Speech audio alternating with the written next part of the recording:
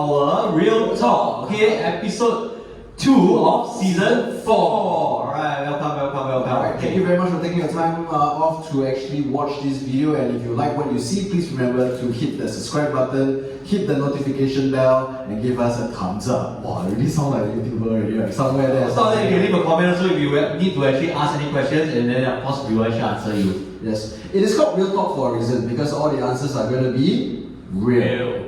All the questions are real. And the panelist is real. We're getting it. Alright, ladies and gentlemen, my name is Leon, and and that's Beyond over there. Alright, without further ado, let us introduce our panelists for today. They have been selected from a range, or rather a group of 4,000 over Preeminent Group agents, and they were our Centurion, or at least they had Centurion level commissions in the month of May. So big congratulations firstly to the four of you. Big shout out to our first speaker, or first panelist to my left, and this would be Valerie Sim. Hi Valerie! Hi. Just wave the camera. She's a bit camera shy, but no worries about that. And then we have John. Hi. And then we have Ong Kong Ju. And last but not least, we also have the Prince of Niseko, the man himself, Mr. Justin Guy. Hello. Alright, take it away, Beyond! Okay, so he look like Hokkien He look like The fairer version. This one look like Wang Li Hong. Sorry? The photo look like Wang Li Hong. Wang Li Hong. Have.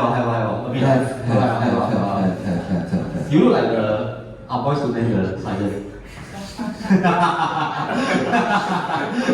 You tell me I look like the Fast and Furious, the guy. No, look like let's move on. Okay, so today, right, we actually have all four of them, right, that actually clocked 6 figures transaction. So all of them, right, have already clocked this 6 figure transaction minimally for a single month. Yes. Okay, and I'm very curious to know which one are you going to know? Let's become ladies first. Okay, ladies first. Ladies first. Okay, to be gentlemen. Okay. Any disagreement? No. Can we let the lady go first? Can. Must ask don't later people say we are sexy, huh? Okay. We are gentlemen here. Okay, so Valerie, hand the mic over to you. Questions? Okay, so Valerie, I see that you actually have multiple landed deals over here. And maybe you can actually share with the audience, right, for the month, what do you actually close to hit this Centurion Award?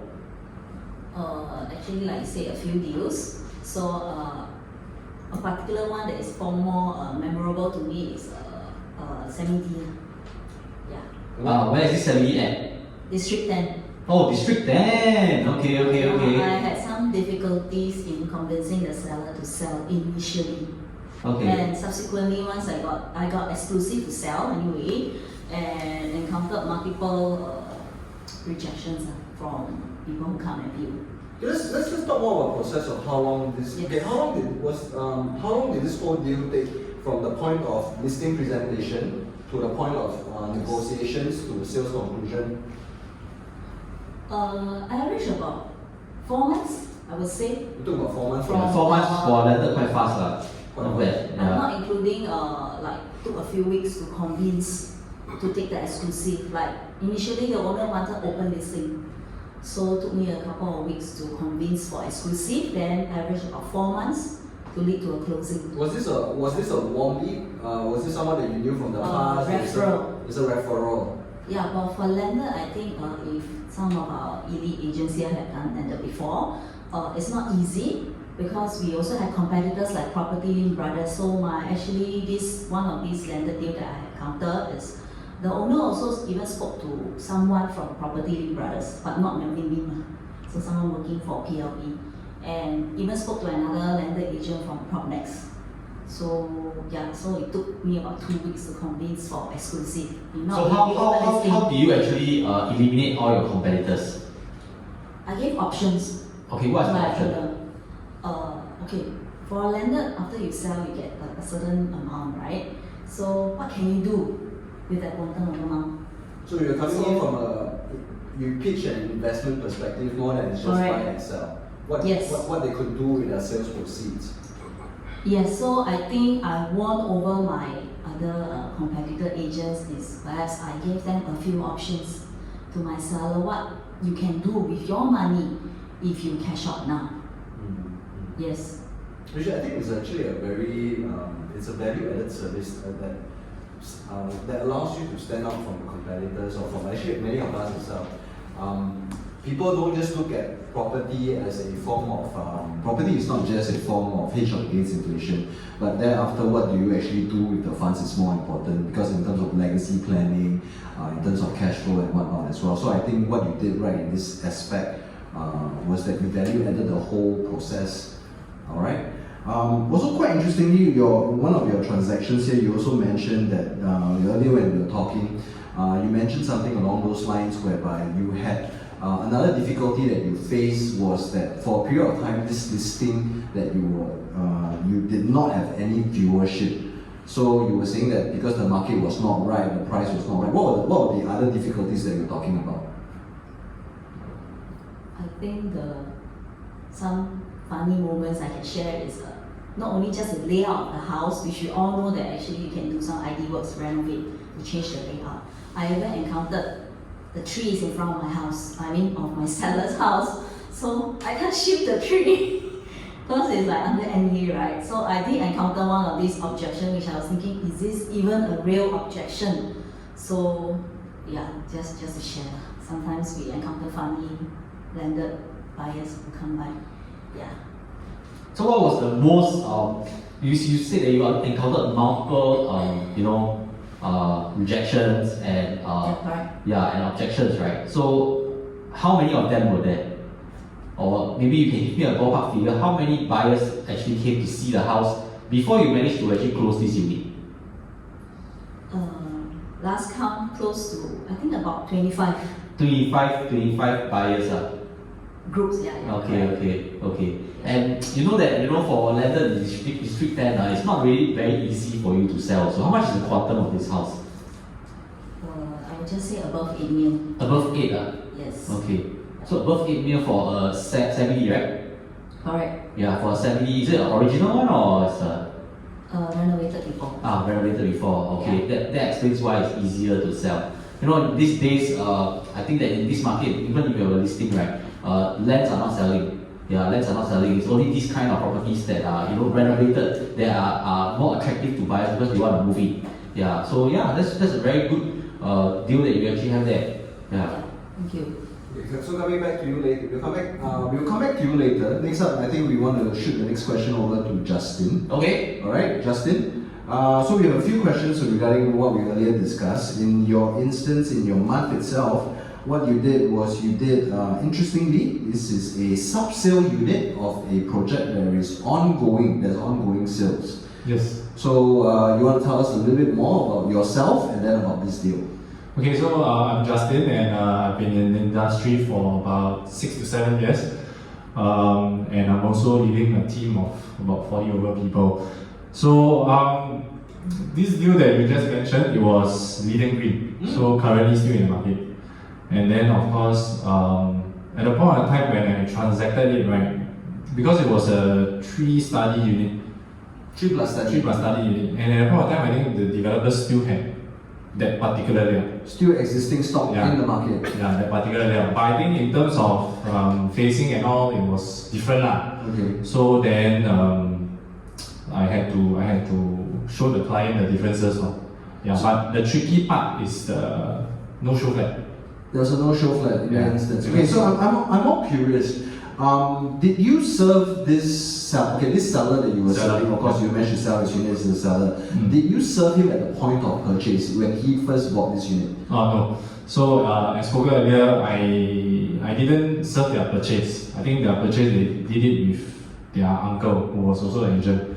But I think at the point of time, after they bought the place from the uncle, they didn't have a very good experience. They never explicitly mentioned why.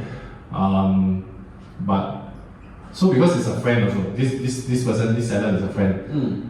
So even after they bought the place, I continuously keep a relationship with them.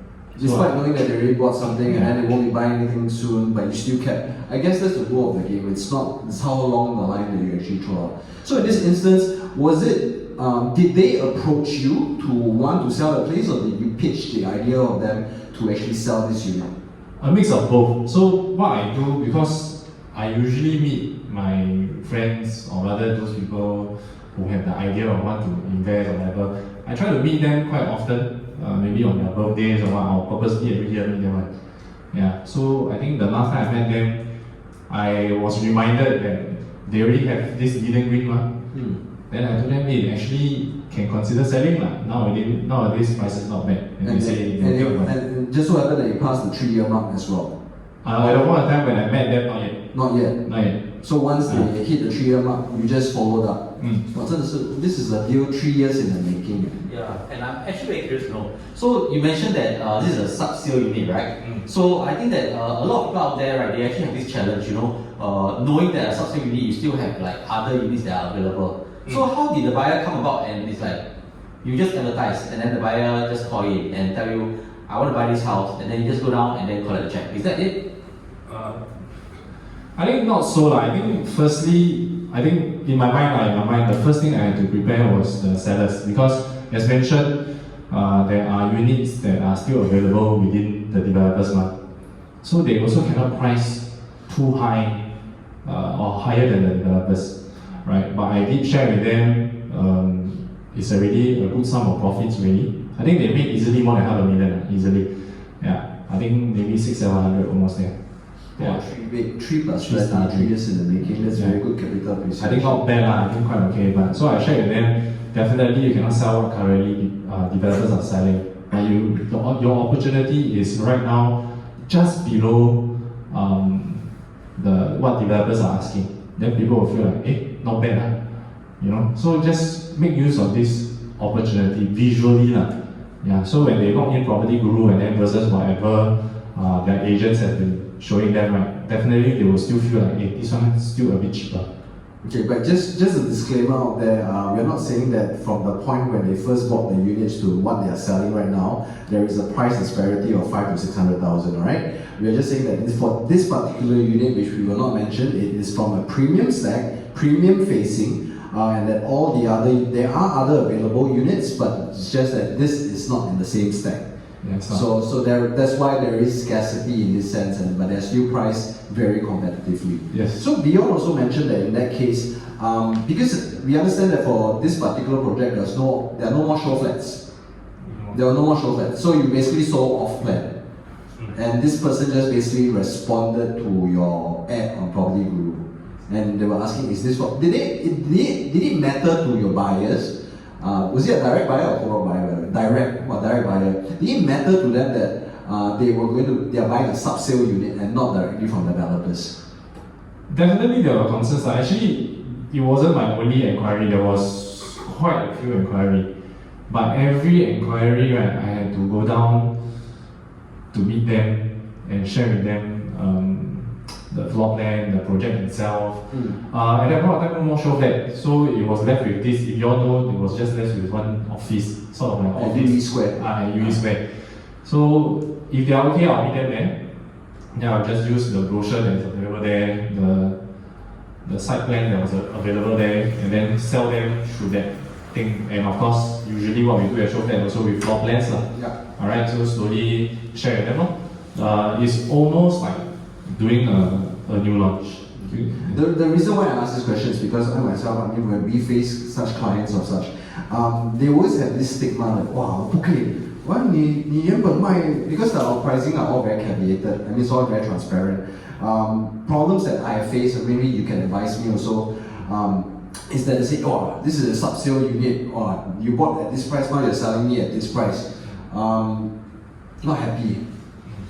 How do you face cases like this where they know how much the sellers are actually making? Yeah, for sure. I think every unit, not just sub-sale, resale, it's the same. Confirm you buy off a premium. But you have to understand, these people that walk in to inquire sub-sale or even resale, right, they confirm have their needs.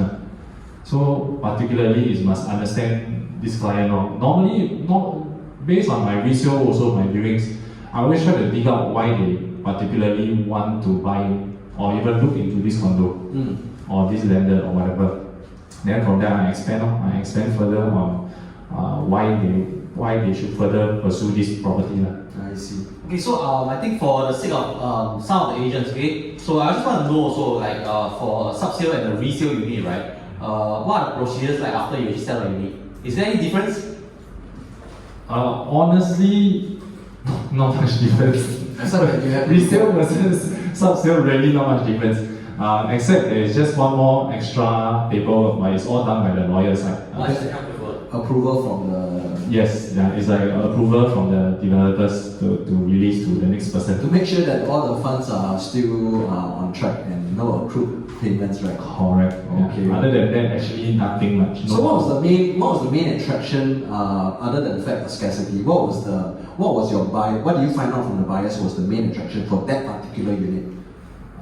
School. Nanyang Roaring.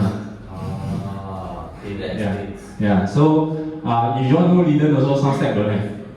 Some stack have. Some stacks don't have, some blocks don't have. Yeah, some blocks don't have. So then yeah, that's why I say it's very important to know what they are looking at particularly because this person he came from Sengkang to all the way to Leiden. In my mind also a big question mark. Right now, of course, then I think further. Then of course I know there's definitely a reason why he forced his way all the way to District 10. Yeah. So I suppose the wife is an alumni of Nanyang Girls. Don't want to never ask. I should really deal with the husband. Deal with the husband, okay. Yeah. Okay, thank you very much, Yon. We'll come back to your next deal. Yeah. Right? Yeah. So I want to hear from maybe John. Yeah, John. Yeah. Okay, John, maybe you share with them, right? Who are you and how long have you been in the industry first? Okay, I just joined ERA about 4 months ago. Previously, I'm with FIS for like 23 years. So FIS is, I think half my life is there now in life. So it's second family to me till now, still to me. So your new family is in? My new family is ERA now. just checking. Just to be sure. Yeah, let's be sure. Yeah, my FIS in my heart is always my family there. So I was how do I think about to join ERA? Okay? When I was in 5 years old, I think I was go on stage, got some award. So during my 10 years, I got my long service award. Okay, so my boss on the stage say, shake my hand, another 10 more years. So I promised him another 10 more years. So I was there for another 10 more years and keep me for another 10 more years. So why I joined ERA? Because I make a promise to someone that I will be out from FIS before I turn 50. So I think the person keep on pestering me to join. So I have to honor my word. So how are you now? Almost 50, haven't yet. Haven't yet. Oh, okay, so you're on track. Yeah. The person is who? The person is who? Your wife. Yeah. So it's a promise. So this promise, I think in sales, everyone will have some kind of their 导师, right? The one that actually guided them. So before I joined FIS, I was an agent. Okay, I was selling for this developer, Hobby. Okay, this guy, Chua Tiang Po, I think you know him. Yeah, Okay, I'll be on cruise with him next week. Yeah, I think you know him. So I think one of these days he came to the show fair and said, whoever can sell this unit, I will every day buy you KFC. You say that, right? So buy KFC. So every day for how long? Every he day. didn't say, he said every day, right? Okay. So I sold that unit. Then he came down with his Mercedes, he drove himself, then KFC he bring out KFC. Let's go to 请问吃. Then actually I got dinner, but I just eat. So second day he came again. So very pricey because he's the developer, right? So he cannot reject. So I ate again. So the third time he said, I think 10 already. I said, why would you do that? He said very simple. In life we have to keep our promise. He said this KFC is very simple. If I can't keep this promise, I cannot do business. Who's going to trust me? So from there, I took his word. So I keep my promise. So whoever I shake hands. So that's why I left FIS because I have to keep my promise. I stay in FIS is because I need my promise. Yeah. So there's sorry. KFC until I say please don't deliver. Then he said okay, you say one yeah. So he's my 导师 lah, although I didn't meet him for very long. You But didn't take him very long. It's 3 days for KFC only. Yeah, we should change for other things. Maybe he will give you a car. yeah, yeah. So in Fries I was like sometimes giving training. So those staff will ask me a lot of questions. So there's a Chinese saying, they say, 本欲度众生，反被众生度. It means actually I intend to help people, help. I didn't expect anything, but end up is they help me. Can you repeat what you said again? 本欲度众生， 反被众生度. What's the meaning of this? The meaning is you intend to help people. You intend to help people, but end up those people that help you instead. Because actually you didn't expect that. You didn't expect that. So this is what I've received. Because when I close the deals, is actually this it happened. Okay, For a minute there, I thought when you talk about your boss asking you for another 10 years, maybe after the second time round, he never asked you for another 10 years. That's why you can leave. Because in COVID, I think that was COVID, so we never go stage. So you didn't get to say another 10 years. Okay, fair enough. But it's always my family Fries. My boss. So I mean, at least you joined ERA with a certain amount of experience in that case. Yeah, in a way, but it's totally different. In Fries, I only sell for developer. I sell, but when I come out, sell, buy, rent, it's totally different. Because yes, I only lies with buyer. So how long you took to actually transit from your employed to now a self-employed status? Actually, on the third or fourth day I closed, I just talk, then I just. So after you converted to become an agent, the third or fourth day you close the deal already? Yeah. Okay, that's End of February. Very short. Yeah, very short. Because in Fries I only sell Fries, but outside it's like wow, it's like go to shopping mall, wow, so many things, to choose from to bring a customer around. So tell us more about your first deal. What was the deal that you closed? CS Star. Sale. It's a resale. Resale, yeah. I close resale, I close HDB, I do rental, I close yeah. Well, that was very fast. But I'm more curious as in, for someone who transited from being an employed to self-employed, other than the dry spell that we usually face and the uncertainty, how do you manage to close your first sale within 4 days? Where do you get the listing from? Just talking. You see when we serve a customer, there's 4 things that need to happen. First, they must talk to you. Second, they want you to talk to them, correct? Third thing, they want to listen to you. Fourth, they want you to listen to them. You miss out either that, you can't close because outside there's a lot of agents. So these 4 things, how do we get this is on the EQ part. EQ part is the emotion. Because you go to show flat, customer don't talk. How do you know he like or he doesn't like? How do you know that the bargaining is real or fake one? Because sometimes you just lowball, right? You want also that part. How do I learn that? If one day you walk past a coffee shop, then you see a crab. The crab being tied down in both hands. Then suddenly, because the crab cannot talk, you pay $40, you take the crab, you cut it, you set it free. But Singapore cannot set free, like go somewhere else. Then you realize some magic thing will happen. You realize that you can actually kind of feel what customer is thinking. That's my take lah. So you realize those very successful people, Warren Buffett or whatever, they like to donate. They have this compassion and a passion. Because if there's no passion, there's no compassion, we can't talk to people, they can feel it. Yeah, so that you do things, you come back on somehow. Okay, so John, maybe you tell us more about the most memorable deal that you have in your entire career. Actually, every deal is very different. Okay, I just say I closed one HDB, the one I satisfied. Okay.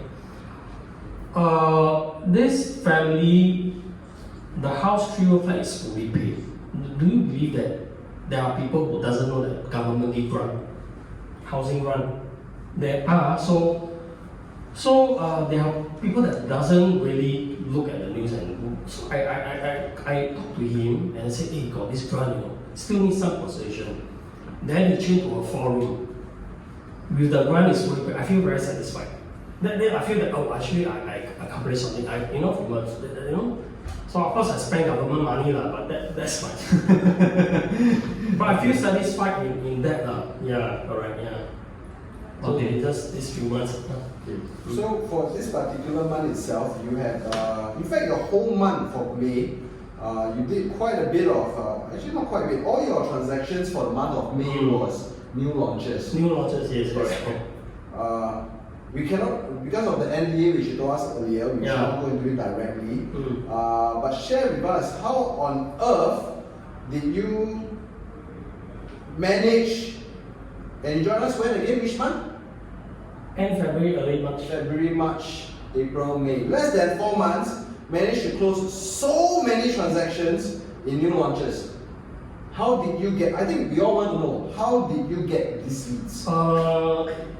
The lead is really the 本欲度众生，反被众生. Because when you come out, when you are good to someone in your life, they will say, hey, you go out, I want to support you. I want to see you success. It's just like that. I didn't expect that I will, come out really this year. But it's really they just support you. They trust you. So it means you approach your clients or you Approach your client, refer friend. They will just referrals. Yes, they will refer because you keep the promise, and then they refer you. They trust you. Okay. Yeah. Okay. Wow. So I think really looking forward to more referral deals from you and seeing you really, Do you actively ask for referrals or do they just refer I you? just say that I'm an agent, I'm an agent, I got no salary now, I got no salary, so you are my customer, correct? 对吗? Correct, right? So you I are think my it's a customer. very good script to use. I'm going to use that in the future. Yeah. Yeah, so I got no salary. Wake up is very different when I was raised, I know that every month got this, but this one is different. I mean 6 a.m. I jump from people. Today no appointment, how? I mean you got this, you just You got some hunger in you. Okay. Yeah. So your in terms of what, so if I hear you correctly, what you're saying in terms of your own sales experience is that transiting to a self-employed salesperson, it's similar yet different in terms of how you actually have to hustle, but your guiding principle has always to be Honoring the word. to give and not have the intent, without, to give unconditionally. Yeah, you just help and you just come back. And of course you keep your promise, all the financial commitment whichever. How small, how big, you have to. Yeah. Alright, thank you, John. Thank you so much. Yeah. Okay, so we also have our final one, which haven't actually came up to us yet. Kongju, I think that I think among them four, you are the one that actually closed the most number of deals really.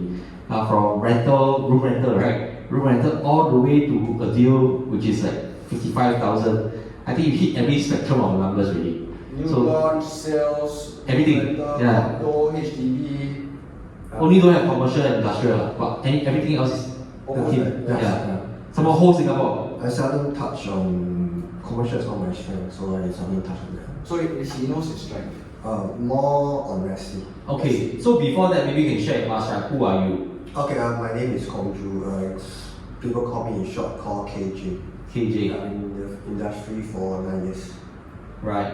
Yeah. Okay. Before that, what were you doing? I was in the SPF. Mata. Yes, I was. Oh, okay. Yeah. Wow. Any specific branch? Traffic police. Oh, TP. They will look for you lah. Yeah. Not me. I always adhere to the speed limit one. Oh no. LTA, 这样 catch me as LTA. Okay. Anyway, okay. So is jumping on the windscreen illegal offense? Jumping On somebody's windscreen? for the driver, yes. For the driver, Yeah. means if somebody jump on my windscreen, I'm the driver, is an offense to me. But if the vehicle is in motion, yes. Or vehicle in motion, then the driver is guilty lah. Because you're not supposed to use the vehicle as a device to charge on someone. Okay. You know why we ask, right? Because of Okay, let's not go into specifics there, okay? So, So, Yeah.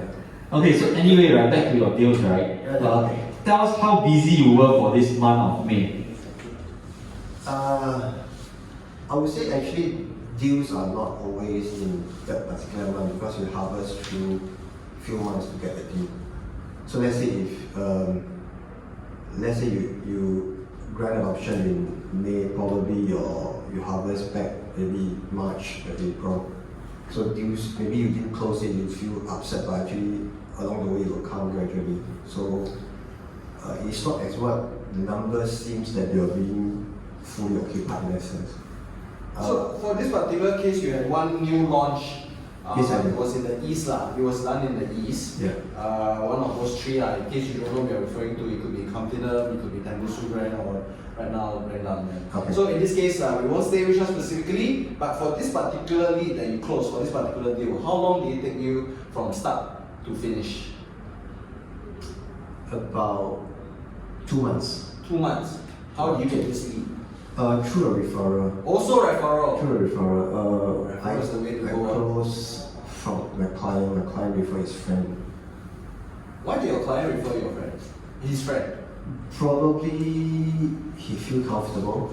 Did you ask for it or did he just automatically? No, I thank for that for my client. I didn't request, but he just refer his friend to me. So in order to get this referral, right, what was the thing that you need to do? As in, when you meet up with your client, all the way down to completing the transaction, what was the extra thing that you actually did for them? Actually, back then there was another agent serving this client.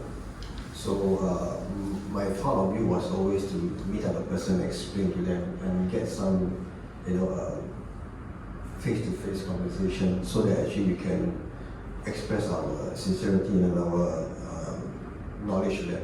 So we shared what was their problems and what actually they want, that we can actually explore and give them good options instead of just, or you can go for just resale, or you can just new launch. Not necessarily must be a new launch per se. Sometimes resale might be a good choice for them in particular, rather than just a new launch. For some clients who have timeline concern, they cannot wait for the project to be completed. Then it doesn't mean we don't do anything. Resale is also one option. So I have actually encountered also, other agents that have a different opinion from you. Okay, so they are those that really convince their clients to buy new launch, and then after that get their clients right to actually rent somewhere until the new launch completes. What do you think about this? It depends on the purchasing angle. If the numbers for them and the timeline is comfortable, I think we can propose that, because eventually I think most of them will know that getting a new launch, the end game appreciation will be more than getting a resale. But of course, if they're not comfortable with renting, because some don't like to stay someone else's house, so of course we can't force that. For some, they have their children's schooling concern, near parents concern, or workplace concern, then of course we can't force them too much. But as far as if these issues can be ironed out, I think we will always highlight the pros and cons for them. Likelihood they will always go for higher appreciation property because after all, you are paying a big purchase. This is a big purchase. Ultimately, everybody wants to earn. I think nobody wants to buy a non-performing property in that sense. Okay. So in this case, to your clients who gave you that referral for this new launch lead, it was practically, it was free. It was a free lead in appreciation of what you actually did for them. In a way, it's correct. In a way, it's not what we all pay for, like pay per click or something. It's not. You didn't put there's no quantifiable value. Yeah, in terms of no cost incurred in that sense. Again, we see something similar. It's more like you've done a good service, you've done a good job, and someone will just refer to you because of simply of what you did and who you are as a person.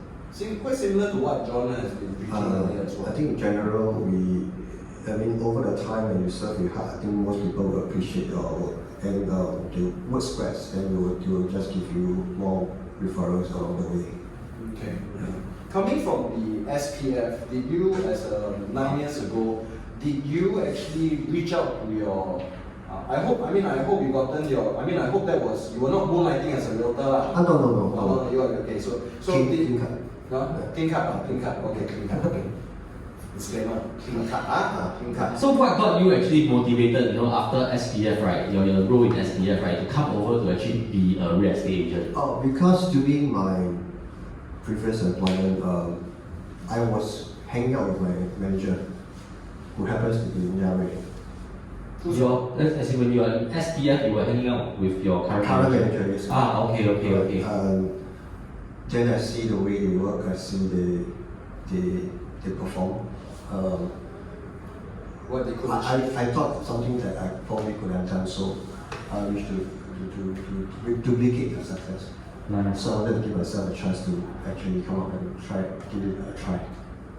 So one of the things that we preach in, or rather what we teach in our industry, especially for young realtors, is to always, when it comes to getting leads, it's always about going back to your circle of influence. So in this case, did you approach back the circle of influence in SPF? Yes, I have no denial on that. But I'm not the kind of I purposely text them or tell them I'm in industry, you want to support me.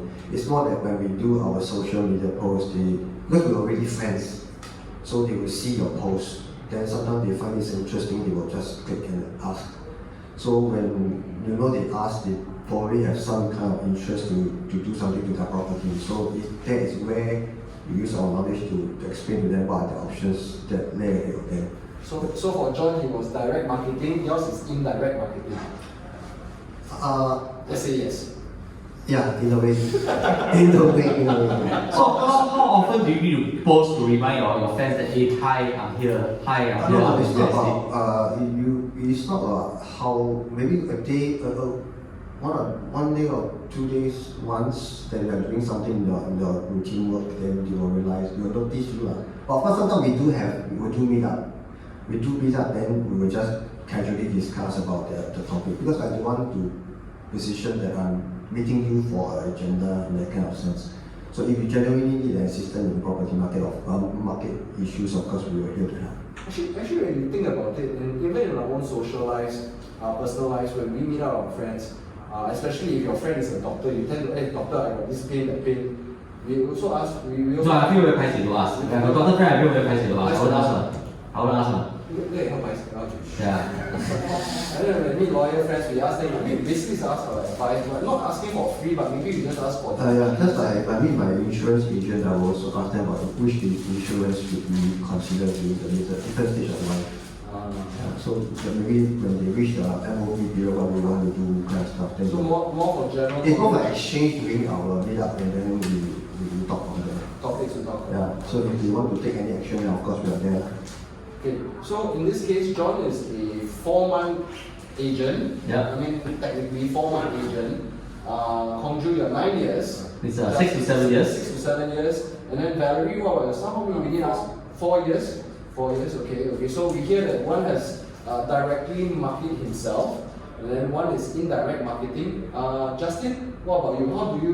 How do you get your leads, or how do you market yourself as a realtor? He don't. You know. I don't know how to do. But usually when I first start off, it was more flyers. Because back then we all very young, I think I come into the industry 25. Yeah, no network. I mean have but who in my age group will buy a property? Oh, they'll buy BDO. Yeah, Doing the BDO. Yeah. Then they might give free service. What do you think about this BDO? Very good lah. Find a price more. No, but truly, I only can use flyers to find co-market. Then over the years, of course, I built up network lah. Of course, I do a lot more landed. So there will be clients that have enough budget to go into commercial, enough budget to go and do a new launch, their daughter, their son. Yeah, so slowly all this, whatever network that I gained over the last few years, I continue to work with them and expand on it. Okay. So then if we think back right now, I mean 4 years, 6 years, 9 years, 4 months. How long is the longest relationship that you have with an existing client? I mean, in your case, it could even go all the way back. But one of your existing clients right now, which one has the longest relationship that you have with? So maybe we start with, Justin, since you're holding on to the mic, maybe pass it down. Mine easily 6 years when I first started. 6 years, okay. You yourself? Say 9.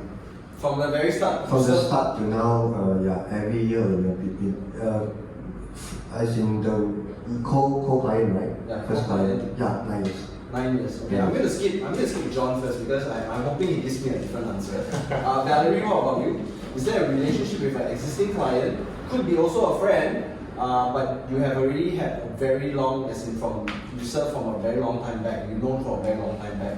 It took you this number of years to actually cultivate this relationship with this so-called buyer, seller, client. I think for myself, I remember vividly like 2 years. 2 years. Why I say 2 years? Because 2 years ago, I recall it's still COVID, the peak of COVID. Yep. So I encounter, it's a colleague, actually someone referred to me, HDB seller. So I don't know the seller. So I did, I still do a meetup, wear masks, all that. So restriction of 5 packs, I still remember. So they wanted to sell the HDB flat. But sadly, not every house we can sell, to tell you the truth. So I didn't manage to sell for them. That was 2 years ago. So they held back their decision. It was still at the peak of COVID. But on hindsight, I think I did something right. And 2 years later, which is this year, they come back to me again to ask me to put up the house for sale. Wow. So yeah, like I mentioned, I think I still managed to keep in contact with them these last 2 years, but I didn't force them to ask. I didn't keep asking them whether you still want to sell again. Now COVID is over. They still come back to me. Like I send greetings, Merry Christmas, Happy New Year, all this. But it feels good, right? That Yeah. they come back and find you. They have so much options to really choose. Every day, so many agents throwing flyers at other blocks, but they still came back to you. Yeah, so it shows that you also actually did a good job. Yeah. So now I'm in the midst of trying to help them sell. Okay, I give you some airtime. What property is that? And maybe our audience might bias. Give you 10 seconds. Tell us this property. How much is it? Where is it? It's a HDB 5-room, closing price. I hope to look at above 610,000. It's near UT MRT. Good location because even like 2 minutes drive up to KJV. Straight away, just tell the audience which block, like which floor. Quickly. High floor, block 692B, Choa Chu Kang Crescent. Okay. Okay, if you have any buyers, please go to her. Yeah. 610K. Yeah, thank you. Okay, John, don't give me an answer. Say 4 months is the longest relationship you have with a client, because I know that's not the case. I think maybe 20 plus. I didn't really count actually, I don't count. 20 plus years. Because I was 5 Yeah, 20 yeah, years, correct. so it's like friend, if they treat me as friend, so it could be customer agent relationship. So yeah, so it's that, and yeah, keep in touch as what you mentioned. Send Christmas, New Year, all these good things. 重本, very heavy, very I heavy think it's invested. quite similar in the same. Yeah. But Leonard yourself, how many years? The customer that I've served and closed, I think it took me longer than my license, longer than my marriage. Not my marriage, no. No, it was a primary school classmate. Your primary school classmate? My primary school So classmate. it should be about 30 years really? Primary school we were 10 and now, yeah, about 32 years. 32 years. Wow. And it was, no, not that I've been asking him to buy and sell and rent for 30 over years, but this relationship started from classmate to friendship to now professional relationship, in the sense that he's my seller and I'm the seller agent. But naturally friend already lah, this kind of client. But difficult, right? When we do friend, that's the thing. Do you all face these problems as realtors? 朋友的生意跟亲戚的 family's business family 的亲人的生意最难做。Do you all agree with this statement? No, I don't agree. You don't agree? I don't agree. I do all my family business, and all very smooth.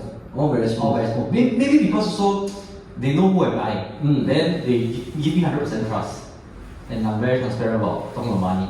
Talking about money. So when it comes to, they don't ask you for No, don't have discounts. nothing. Yeah. And then if you don't feel bad if you don't manage to get the thing done. Oh yeah, there's nothing that you cannot sell. You can sell ice to Eskimos really, right? Can't I also cannot, but I think that main thing you have to keep this thing professional. Work is work, family is family. But if they decide to engage you as a professional, then they should pay you as a professional. So you cannot confuse these two. Yeah. Yeah. I mean, I don't know about the rest of you guys behind the audience as well as the screen. If you really want to support somebody, you won't ask for a discount or anything along those lines to begin with. If I truly want to support, I think, I will support the person wholeheartedly. I'm not asking, like in John's case, I won't ask for, will you support me? I wholeheartedly, please support me. Yeah, give you sales 的最高境界 Come. I sell my mother's house. She give me 2%. Did you ask for the 2%? No, she automatic give. Or she automatic give? Some more she won't sell. It's also agent. My mom, my dad, my brother, and me. Yeah, we are all agents. Maybe future, your nephew also might be a future. No. You don't want we keep it at this generation. keep it this generation enough already. I think we are enough to do generational wealth already. Wow, So, sell the mother's house, get 2% cost. Sorry, no. That's because she understands the 2%, logic and hard-earned money, advertising and all that. She also understands the GST, so okay, very smooth. Yeah. Yeah. So you achieve good price for her, why not? Just pay it.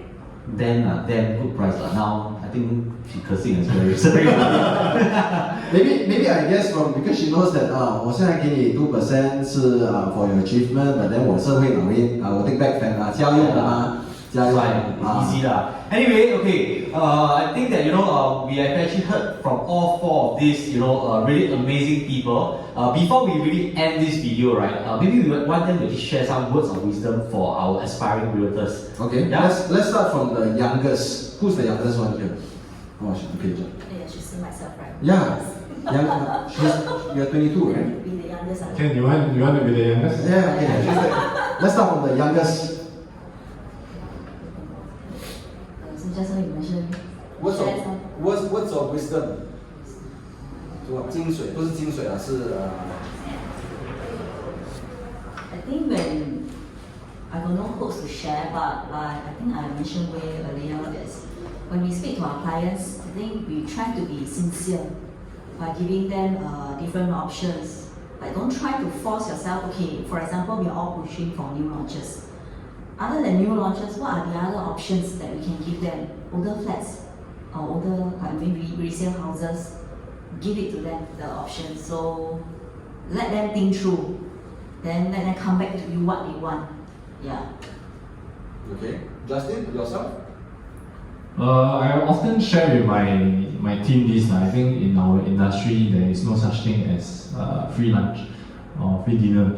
Everything is hard work. I truly believe in hard work for our industry because having done the 6-7 years, I don't think any one of us got here through being lucky, honestly. So to me, hard work is super important. Hard work in the sense of prospecting, hard work in following up, hard work in keeping your relationships. I think all these are very crucial. Okay, so as crucial as cliche as it sounds, just continue working hard. I truly believe there will be results at the end of the day. Keep hustling. Keep hustling, yes. Hustle more cliche than hard work. Hard work more, not so cliche. Okay. Conju? Yeah, same. Hard work. No. Don't give up, because tough time never lasts. I mean, things are not going always going to be smooth all the way, but so long you don't give up and continue to go, I think things will gradually come.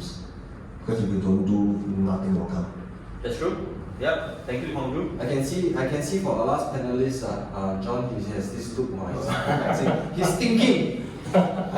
We are waiting in anticipation. Come, share with us your words of wisdom. I think trust yourself. I think that's very important. Then with that, then the customer can trust you. So step out of your comfort zone and then go for your dream. Just go for it. Those bad things that happen, you think it in a positive way. Actually, is a gift that actually give you a lesson. You learn from there. Yeah, I mean everybody got some bad experience. Then just overcome it. Behind every success is a There's always some there's It's just what some you take away from it, what you learn from it, what you learn not to do, what you learn to do, and moving forward. correct. Okay. Thank you. All right, John. Come on. We need to hear from you. For this episode, what is your words of wisdom? For this episode, I think that hard work of course is very important, but I think go with a good heart. I think that having a good heart, right, is more important than just being hardworking. And with that, right, I think that you'll be really paid like double, multifold. Yeah. So I think that one of my habits is that anybody who asks me for help, I will not reject. Yeah. What about yourself? All right, ladies and gentlemen, we come to the end of today's episode.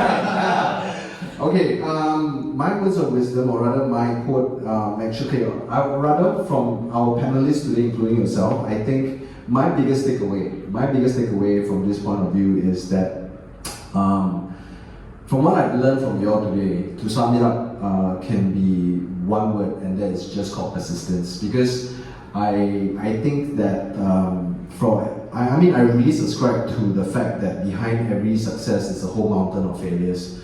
And despite what has been shown on social media about all our achievements and whatnot, I think we have gone through turbulent times as well. But regardless of whether you are a 4-year agent, 4-month agent, 9-year agent, 6-year agents, or even yourself beyond, you have been more than a decade in this industry, I think very important is persistence. And you never know when success could be just around the corner, but the fact that if once you give up, you wouldn't know what's around the corner. And I think persistence is the way I will sum up this episode of Real Talk, Preeminent Group's Real Talk Season 4, Episode 2. Alright, guys, thank you very much. Thank you. So thank you all panelists for all your time. Thank you very much, Leon. Thanks, Leon. Thank you. And to all our audience behind as well, thank you very much. If you do like what you see on screen, please remember to hit the subscribe button, hit the notification buttons, and hit the notification bell, And then we look forward to seeing you guys in the next episode of Preeminent Group's Real Talk, Season 4, Episode 3.